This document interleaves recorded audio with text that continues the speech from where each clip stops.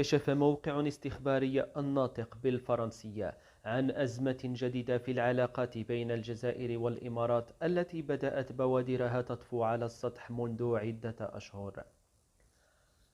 وقال الموقع إن الرئيس الجزائري عبد المجيد تبون بدأ يعزز سياسته المعادية للمصالح الإماراتية في البلاد، ما تسبب في أضرار جسيمة في قطاعات حساسة للغاية مثل الصناعة العسكرية، حيث تم إجراء استثمارات إماراتية كبيرة منذ 2015-2016.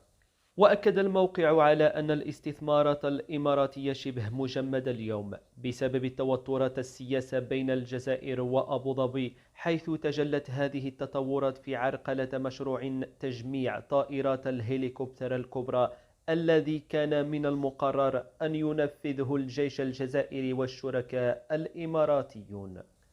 ووفقا لمصادر مطلعة تحدثت للموقع، فقد تم تعليق هذا المشروع الواعد على المستويين التكنولوجي والمالي منذ عام 2022، مما تسبب في إحباط حقيقي داخل الأوساط العسكرية الجزائرية التي لا توافق على هذه السياسة المناهضة للإمارات التي ينتهجها عبد المجيد تبون وأنصاره.